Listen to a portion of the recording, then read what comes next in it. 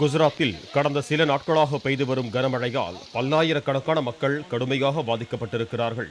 வடக்கு குஜராத் மற்றும் சௌராஷ்டிரா ஆகிய பகுதிகளில் இடைவிடாத மழை கொட்டி தீர்த்ததால் சபர்மதி ஆற்றில் வெள்ளம் பெருக்கெடுத்து ஓடுகிறது.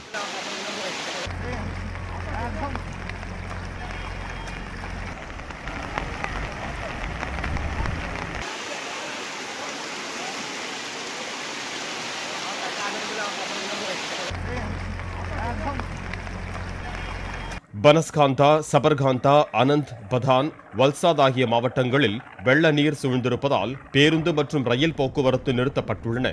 50,000க்கும் மேற்பட்டவர்கள் பாதுகாப்பான இடங்களுக்கு அனுப்பி வைக்கப்பட்டிருக்கிறார்கள்.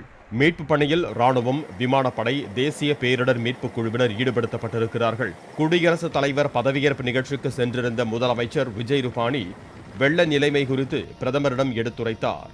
இதையடுத்து வெள்ளம் பாதித்த பகுதிகளை பிரதமர் நரேந்திர மோடி நேற்று மாலையே விமானம் மூலம் பார்வையிட்டார். தனி விமானம் மூலம் வெள்ளப் பகுதிகளை பார்வையிட்ட பிரதமர் மோடி குஜராத் முதலமைச்சர் மற்றும் உயர் அதிகாரிகளுடன் ஆலோசனை நடத்தினார். இதையடுத்து அவர் 500 கோடி ரூபாய் நிதியுதவி வழங்கப்படுவதாக அறிவித்தார். मैं मुख्यमंत्री विजय रूपाणी जी और उनकी पूरी टीम को भी बधाई देता हूं, क्योंकि जो मैंने रिव्यू किया, जिस तेजी से सरकार ने सारी परिस्थिति को संभाला है, रिस्पॉन्ड किया है और उनके पास மேலும் வெள்ளத்தில் உயிரிழந்த 83 பேரின் குடும்பங்களுக்கு தலா 2 லட்சம் ரூபாய் நிதி உதவியும், வெள்ள பாதிப்புகளால் மருத்துவமனையில் அனுமதிக்கப்பட்டுள்ளவர்களுக்கு 50,000 ரூபாய் நிதி உதவியும் வழங்க பிரதமர் நரேந்திர மோடி உத்தரவிட்டிருக்கிறார்.